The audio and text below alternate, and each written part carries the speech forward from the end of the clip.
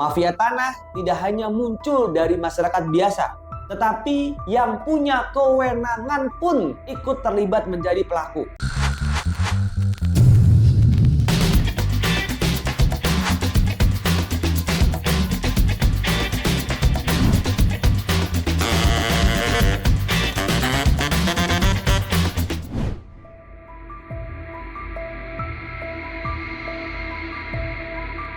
Sebelum saya membahas tentang sertifikat elektronik, teman-teman perlu tahu bagaimana sertifikat tanah ini muncul di dalam regulasi pertanahan di Indonesia. Dalam buku Sejarah Hukum Agraria Indonesia, karya Supomo, dijelaskan bahwa pada masa penjajahan Belanda, tanah-tanah di Indonesia dibagi menjadi dua kategori, yaitu tanah-tanah yang dikuasai oleh pemerintah Belanda yang disebut domain, dan tanah-tanah yang dikuasai oleh penduduk pribumi. Tanah-tanah yang dikuasai oleh penduduk pribumi dapat menjadi dua kategori lagi, yaitu tanah-tanah yang dimiliki secara perorangan dan tanah-tanah yang dimiliki secara komunal. Nah, tanah-tanah yang dimiliki secara perorangan disebut dengan agraris eigendom. Untuk tanah-tanah yang dimiliki secara perorangan, penduduk pribumi dapat memperoleh hak atas tanah dari pemerintah Belanda. Hak atas tanah yang diberikan oleh pemerintah Belanda kepada penduduk pribumi dapat berupa hak milik, hak guna usaha, hak guna bangunan, dan hak sewa. Dari dulu yang kita tahu adalah sertifikat tanah analog, yaitu sebuah dokumen kepemilikan tanah berbentuk fisik yang diterbitkan oleh Badan Pertanahan Nasional atau BPN. Sertifikat tanah analog telah digunakan di Indonesia sejak zaman penjajahan Belanda. Pada masa itu, sertifikat tanah dikenal dengan sebutan agraris lease atau hak sewa tanah yang diberikan kepada penduduk pribumi untuk jangka waktu tertentu. Setelah Indonesia merdeka, sertifikat tanah mengalami beberapa perubahan. Pada tahun 1960, pemerintah mengeluarkan Undang-Undang Pokok Agraria atau UUPA yang mengatur tentang sistem pertanahan di Indonesia. UUPA membagi hak atas tanah menjadi hak milik, hak guna usaha, hak guna bangunan, hak pakai. Pada tahun 1961, pemerintah mengeluarkan peraturan pemerintah nomor 10 tahun 1961 tentang pendaftaran tanah. Peraturan ini mengatur tentang tata cara pendaftaran tanah di Indonesia. Berdasarkan peraturan ini, sertifikat tanah hanya diterbitkan untuk tanah yang telah terdaftar di BPN. Sejak saat itu, pemerintah terus berupaya untuk meningkatkan cakupan pendaftaran tanah di Indonesia. Hingga saat ini, cakupan pendaftaran tanah di Indonesia baru mencapai sekitar 50%. Sayangnya, dalam penerapannya masih ada tantangan dan hambatan yang terjadi.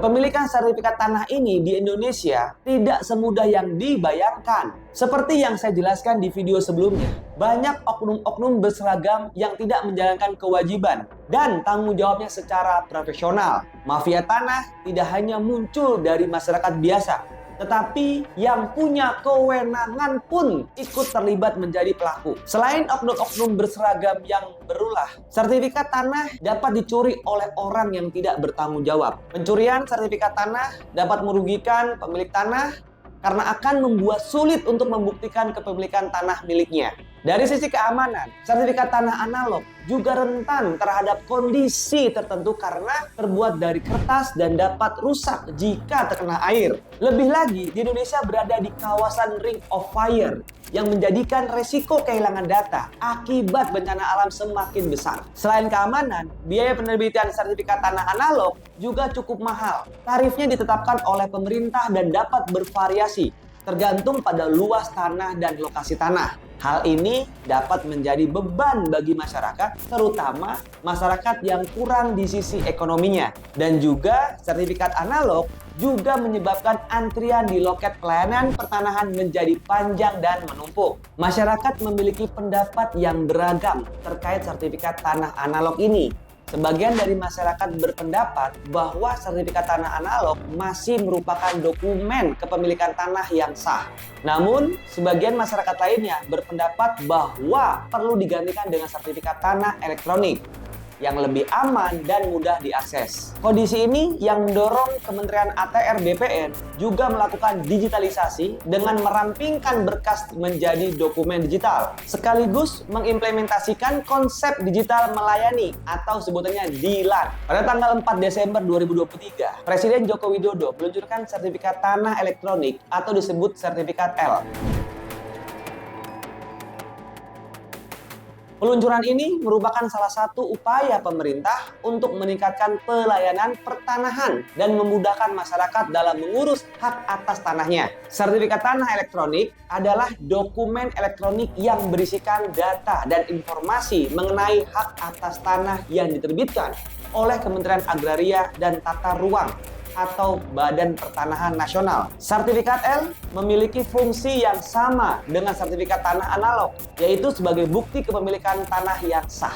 Pemerintah Indonesia mendukung pengembangan sertifikat tanah elektronik yang dinilai memiliki lebih banyak keunggulan dibanding dengan sertifikat tanah analog. Pemerintah telah menetapkan target untuk menerbitkan 120 juta sertifikat tanah secara elektronik pada tahun 2024. Pemerintah juga telah melakukan berbagai upaya untuk mendorong masyarakat untuk mendaftarkan tanahnya ke BPN, termasuk memberikan kemudahan dan keringanan biaya dalam penerbitan sertifikat tanah. Pemerintah berharap bahwa dengan penerapan sertifikat tanah elektronik dapat meningkatkan kepastian hukum atas kepemilikan tanah masyarakat dan mencegah terjadinya sengketa tanah. Setiap warga yang pertama kali melakukan transaksi properti tidak ada lagi yang memiliki sertifikat fisik. Semua sudah dalam berbentuk digital. Sedangkan bagi pemilik sertifikat dalam bentuk kertas, pemerintah akan mengharuskan untuk segera beralih menjadi elektronik, termasuk ketika terjadi transaksi jual beli aset properti. Sebenarnya, apa sih yang membedakan sertifikat tanah elektronik ini dengan sertifikat tanah analog yang dari dulu kita punya?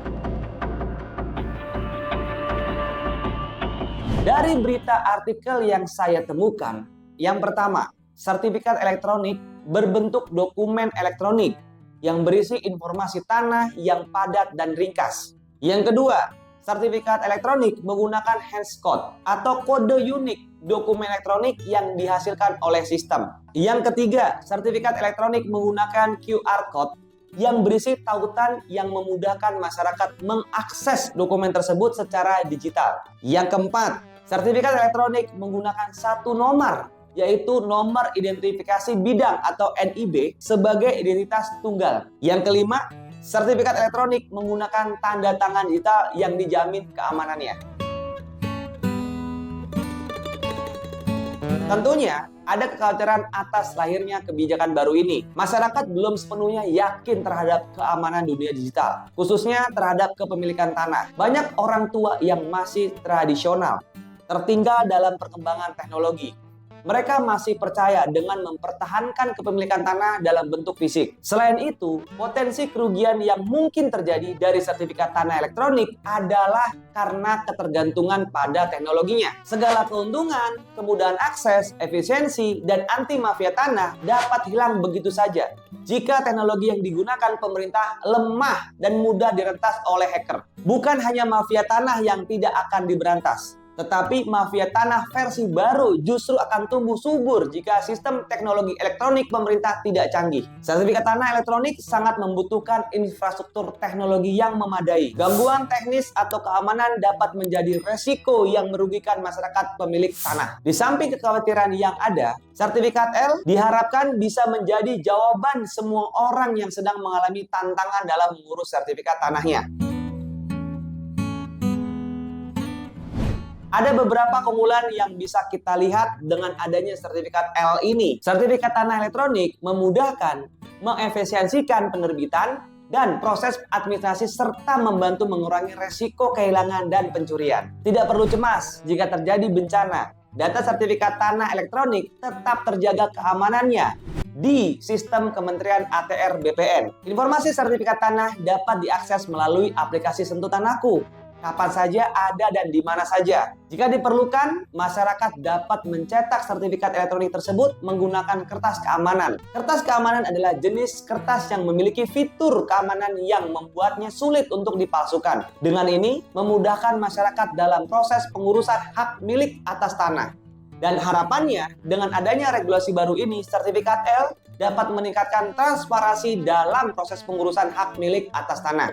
Oleh karena sertifikat hak atas tanah elektronik baru diluncurkan pada tanggal 4 Desember 2023. Tentunya belum bisa diberikan penilaian sekarang. Semoga efek negatif yang dialami oleh KTP elektronik dan uang elektronik tidak terjadi pada sertifikat hak atas tanah elektronik di masa depan. Penerapan sertifikat tanah elektronik bergantung pada dukungan infrastruktur teknologi, serta kesadaran dan edukasi masyarakat terkait unggulan dan keamanan format perubahan ini. Seiring dengan peluncuran dan sosialisasi sertifikat hak atas tanah elektronik oleh pemerintah, diharapkan juga telah disiapkan aturan yang lengkap, infrastruktur teknologi yang mumpuni, dan pengetahuan yang merata dari aparat pelaksanaannya. Jika teman-teman masih ada pertanyaan, boleh banget nih ketik di kolom komentar. Nanti saya akan balas dan jelaskan lebih detail lagi. Dan bisa hubungi admin saya juga untuk mentoring langsung sama saya terkait properti. Yuk bantu channel saya dengan subscribe, like, dan share supaya teman-teman kalian juga terbantu dan tidak ketinggalan tips atau info-info menarik selanjutnya. Sampai jumpa di video selanjutnya. Salam mantap!